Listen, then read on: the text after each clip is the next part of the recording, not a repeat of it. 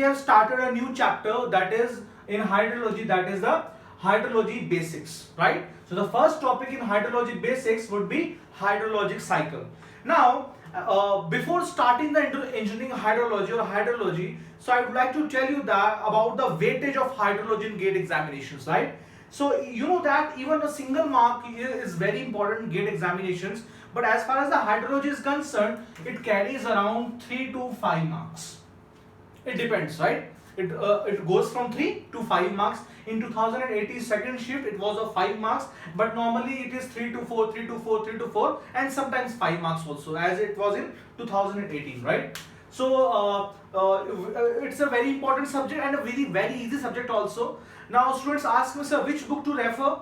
They name out many lot number of books. So I tell them that whatever I am teaching, you just make notes, you just keep practicing, everything will be sufficient. But still, if you need some book, right? If still you need some book, you can refer to K. Subramanya. K. Subramanya, Engineering Hydrology by K. Subramanya. That is a very good book, right? Even in my college also I referred this book, right? A lot of students who are doing MTech in hydrology, they are also referring this book, that is the K. Subramanya. So very good book. But if whatever I will be teaching, if you are making notes and solving a lot of questions, the book will not be required as far as the gate point of view is concerned, right? So let us start with engineering hydrology. So first topic is we have the hydrologic cycle, right? So let us discuss the hydrologic cycle. Now first of all, let me tell you what is the need of hydrology and what is hydrology. So you can see that hydrology is the science which deals with, you can say, science of water, which deals with occurrence, right? It deals with occurrence. It also deals with distribution and circulation of flow, right? So what I have told you that it's the science of water, hydrology, right? If somebody asks you what is hydrology, just tell him it is science. It is a science of water that deals with circulation, occurrence, and you have distribution, right? And distribution of water. I am representing by H2, right? It deals with the occurrence, circulation, occurrence, and distribution of water, right? That is the science of water, right? So that is engineering hydrology or just hydrology. Okay. Now, a lot of students, they come to me and they ask me, sir, what is the difference between hydrology and irrigation, right? So there is a lot of difference between hydrology and irrigation. I am not going in deep in that, but I would like to tell you that the significance of hydrology, physical significance. Physical significance of hydrology, right? So hydrology, it helps us to design,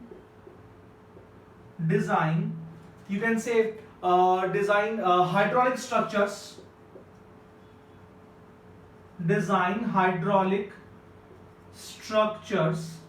It is also used, you can say, for flood control. Also it is also used for flood control. And you can also say that hydrology also helps us, you can say, for hydropower generation, right? Hydropower generation, right? So these are the physical significances of hydrology, right? So when you are done with hydrology, after that the irrigation starts. Because first you have, for irrigation, what you have to do? You have to do flood control, you have to do design of hydraulic structures. They can be dam, they can be, you can say, weirs also, they can be a lot of things, right? Okay, first of all, they can be barrages also. First of all, you have to design the hydraulic structures. After that, you can think about irrigation, right? So hydrology comes first and then irrigation comes second. Clear? Now let us discuss about the hydrologic cycle. Okay, that is a very important topic, the hydrologic cycle. So hydrologic cycle concept, it's a very old concept, right? But it has been, you can say, represented in a graphical view known as the hydrological cycle by Horton, right? So hydrological cycle has been represented by Horton, right? Hydrological hydrologic cycle. So what happens in your hydrologic cycle? Even in your class 12th also, even in class 11th also, you must have heard about the water cycle, right? Water cycle, right? So what happens is that there is no, you can say there is no initial point of hydrologic cycle. For example, if someone says that the hydrologic cycle starts from land, that is not correct. If someone says it starts from ocean, that is also not correct. But it has, but Horton, he told us that he was a scientist, right? Horton, he told us that the reference point of a hydrologic cycle can be considered to be oceans. And this question has been asked in some examination. Clear? It was a theoretical question that the reference point, that the zero level point of hydrological cycle, it is ocean. So what happens is that, let us say that these are the oceans, right? And due to the heat radiation, let's say this is the sun, right? Due to heat radiation, what will happen? There will be evaporation of water will take place, right? Evaporation of water will lead to formation of clouds will be formed, right? After clouds, when the clouds they become very heavy, they have a lot of, like I can say, relative humidity or precipitation, right? When what they do is that in the form of rain it precipitates, in the form of rain, right? It comes to the ground. Let us say this is a ground. It comes to the ground. Some, let's say these are your plants, these are your trees, right? Okay. Some will be in, some will get infiltrated. There will be infiltration also, right? Each and every point, whichever I am telling you, precipitation, infiltration, right? We will be discussing in detail. Clear?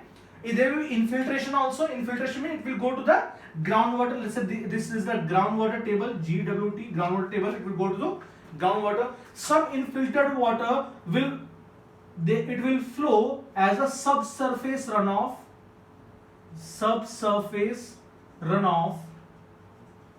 And some water, it will not be infiltered. It will be, you can say, it will come to the surface and it will continue as a runoff, right? There will be some evaporation from the ground also. There will be some evaporation, right? There will be some transpiration also from the plants. There will be some transpiration also, right?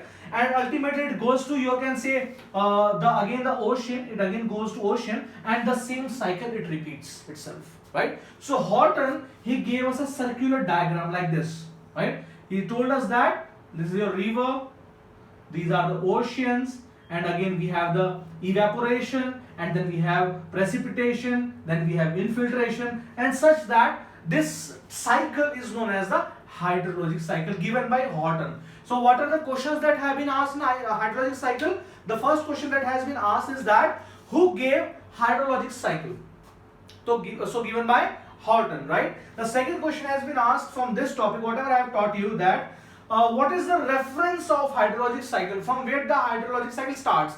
If actually there is no reference, it can either start from ground, it can either start from anywhere else, but in books it has been given that we have to say for reference purpose that oceans are the reference.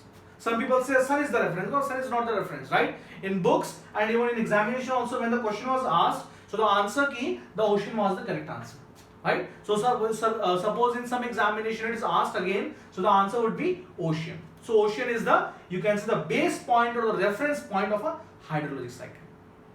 Clear? Now this was all about hydrologic cycle. One question also comes from this topic is that what is the total quantity of water on earth? This question recently came in 2020. I guess it was some Narmada exam of GPSC, Gujarat Public Service Commission. So this question was asked. It was a 2 mark or 1 mark question. It was asked that how much total quantity of water on earth, total volume of water on earth, total volume of water on earth. So the answer is the total volume of water on earth is 1386 million kilometer cube. That is the total volume of water on earth. It's including fresh water, including your ocean water, including every water. The total volume of water on earth is 1386 million kilometer cube, right? Obviously in GATE examination it has very less probability to come these types of questions, right? Because they are mostly focusing on the analytical part, how we apply our logic, right? but suppose it comes, you should remember it's a very important also. If somebody asks you in interview also how much is total volume of water, right, you will say 75%, some people will say 70%, right. The correct answer is 1386 million kilometer cube is the correct answer, most appropriate answer. Clear? So I hope students that you have understood the hydrologic cycle. It was a very easy topic, right? Now let's move to the next topic and understand about the water budget equation. From there the questions are coming in GATE examinations, right? So let's go to the next topic and understand our water budget equation. Thank you.